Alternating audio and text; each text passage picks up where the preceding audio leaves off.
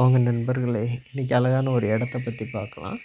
இது ஜக்கூரில் ரச்சன லேக் பக்கத்தில் உள்ள ஒரு அழகான ஒரு பார்க்கு. இங்கே பாரம்பரிய சில விஷயங்களை பற்றியான ஒரு கலை ஓவியங்களில் சொல்லப்பட்டிருக்கும் ஒவ்வொரு இடங்களும். நீங்களே பார்க்க பார்க்க இது ஒன்று ஒன்று தெரிஞ்சுக்குவீங்க. இது பார்த்திங்கன்னா ஒரு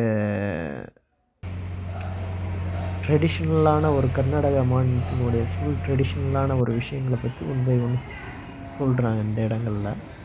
அந்த குழந்தைகள் விளையாடக்கூடிய இடங்கள், குழந்தைகள் விளையாடக்கூடிய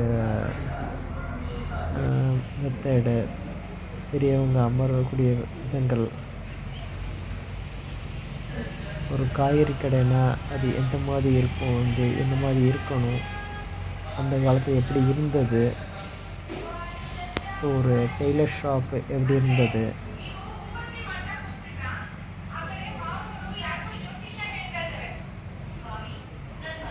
ஒரு 1975 இதில் ஒரு பெரியவர் எப்படி இருப்பாங்க, அந்த வீடு எந்த மாதிரியான ஒரு ஆடை அணிகளோடு இருப்பாங்க, அந்த கலைமுறைகள்.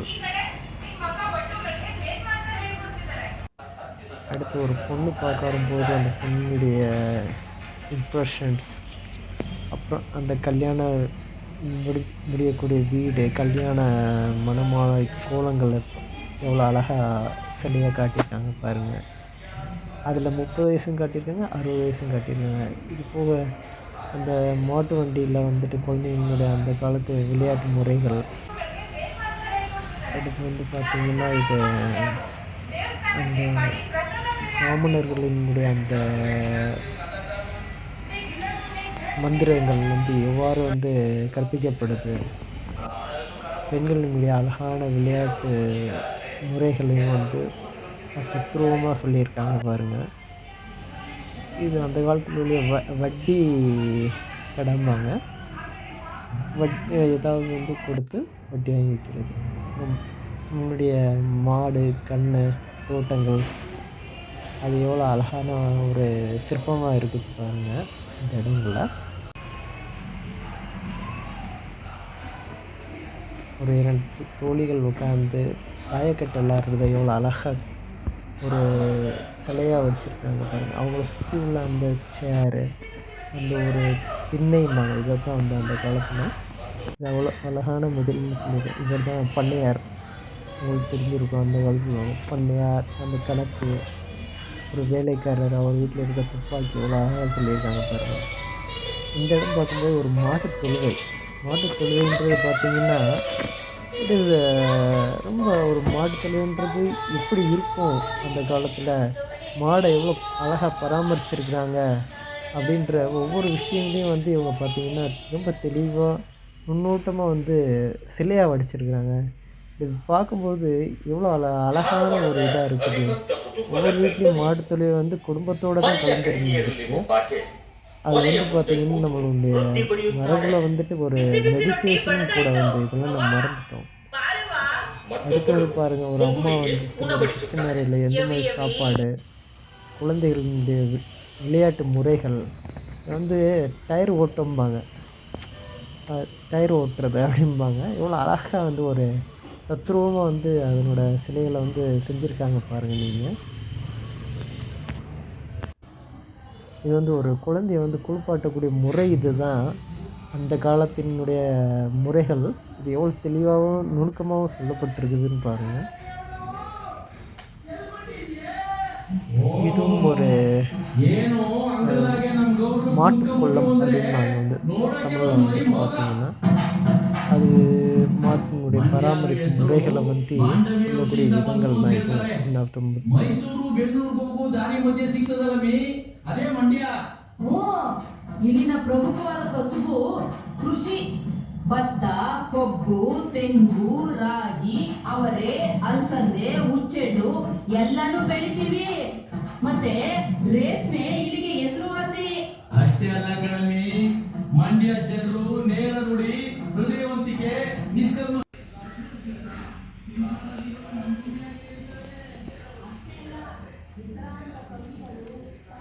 அடுத்தது பார்த்திங்கன்னா ஒவ்வொரு வியாபாரங்களை பற்றியும் ரொம்ப நுணுக்கமாக சொல்லியிருப்பாங்க பார்த்தீங்கன்னா.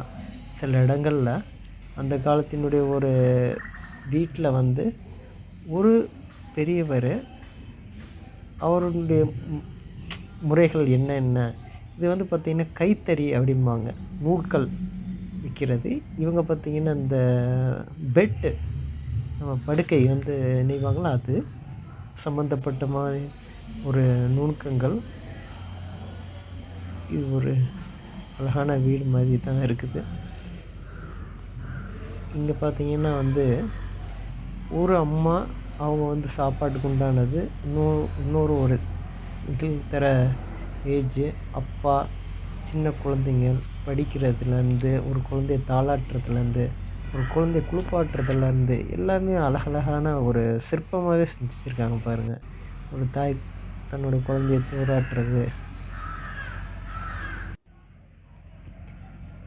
ஒரு இது வந்து ஒரு சிலை வடிக்கிறவங்களோட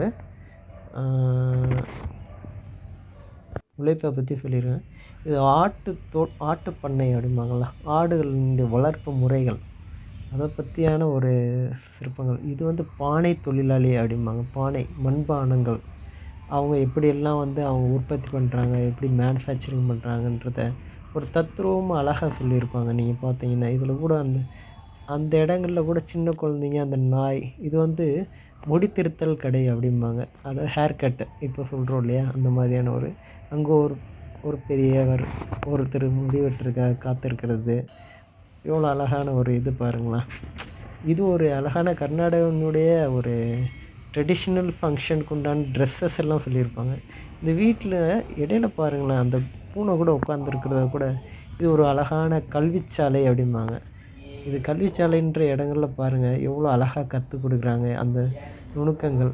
இங்கே கூட நம்மள மாதிரி ஒருத்தர் வந்து பார்த்திங்கன்னா கட்டடிச்சுட்டு வெளியில் இருந்து ரொம்ப அழகாக சிரிக்கிறாரு. அந்த ஸ்கூலை ஏமாற்றிக்கிட்டு இல்லையா.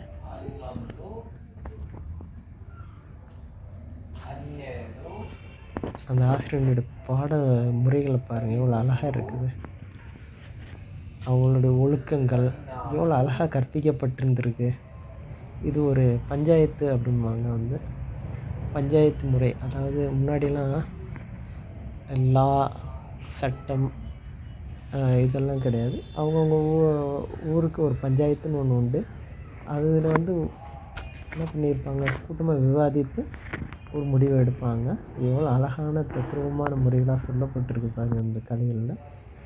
ஒரு நீர் இறைப்பு கிணறு, இதை வந்து எந்த அளவுக்கு வந்து சொல்லியிருக்காங்க பாருங்கள். ஒரு பெரியவர் வந்து நீர் இறைக்கிறது, இன்னொன்று வந்து பார்த்திங்கன்னா ஒரு அம்மாவும் அங்கே வந்து நீர் இறைக்கிறது எந்த அளவு அழகாக வந்து சொல்லப்பட்டிருக்குதுன்ற பாருங்கள் இந்த இடங்களில்.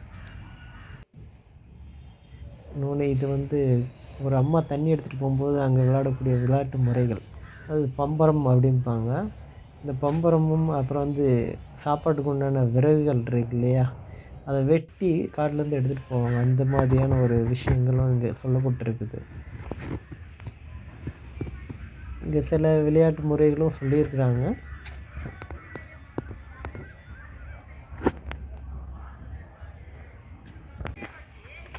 இது பார்த்திங்கன்னா இதுதான் வந்துட்டு மாட்டுச்சந்தை அப்படிம்பாங்க வந்து. இது வந்து மாடுகளை வந்து விலைக்கு விடுறது, அதை வந்து விலை எப்படி வந்து நம்ம இன்றைக்கி ஒன்று விலைக்கு பேசி எடுத்தோமோ அது மாதிரி மாடை வந்து விலை பேசி விற்பனை பண்ணக்கூடிய ஒரு இடமா வந்து இது இருக்குது. லாடம்பாங்க. ஒவ்வொரு மாட்டுக்கும் வந்து ஒரு கால்கள் இருக்கும். இது வந்து நிறைய இடங்களில் பார்த்துருக்கோம். இது வந்து காய்கறி சந்தை. காய்கறி சந்தைகளை பற்றி, ஒவ்வொரு சந்தையை பற்றி எந்தெந்த மாதிரியான சந்தைகள் இருக்கும் அப்படின்றது அழகாக சொல்லியிருக்கிறாங்க. ஒரு காய்கறி, தக்காளி, வெண்டைக்காய், பீன்ஸு, கத்தரிக்காய், இது எல்லாம் வந்துட்டு எவ்வளோ அழகாக சொல்லியிருக்காங்க பாருங்கள். ஒவ்வொரு சில தேங்காய், பாகற்காய்,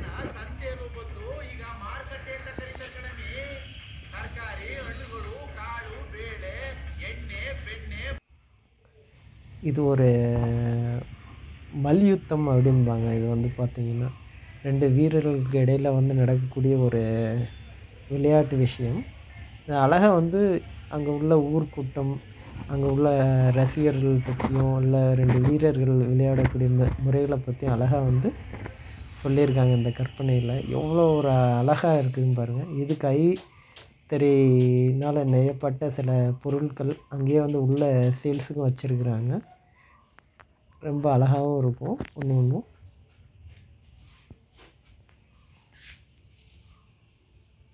ரொம்ப ட்ரெடிஷ்னலான பொருள்கள் தான். இது அந்த 1980ஸ்க்கு உரிய அந்த சில விஷயங்களை வந்து ஞாபகப்படுத்தும் இந்த மாதிரியான சில பொருள்கள். இது வந்து கர்நாடகனுடைய சில திருவிழா கோலங்கள், கொண்டாட்டம், அப்புறம் அவங்களுடைய முறைகளை வந்து அழகா வந்து சிலையாக வடிச்சிருக்கிறாங்க.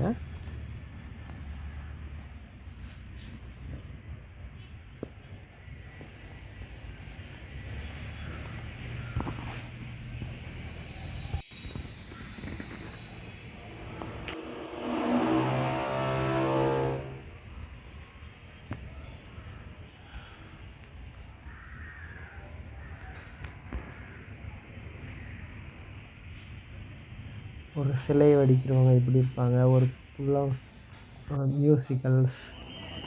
இது பார்த்திங்கன்னா வந்து இது ஒரு கர்நாடகனுடைய ஒரு மரபு. இது எருது ஓட்டம் அப்படின்னு ரொம்ப அழகான இடங்களை பற்றி நம்ம பார்த்துருக்கோம்னு நினைக்கிறேன். இதில் வந்து அந்த இடத்தினுடைய லிங்க்கையும் நான் ஷேர் பண்ணியிருக்கிறேன். ஸோ நீங்களும் உங்கள் குழந்தைங்களோட வந்து என்ஜாய் பண்ணிட்டு போங்க. தேங்க்யூ நண்பர்களே. பாய்.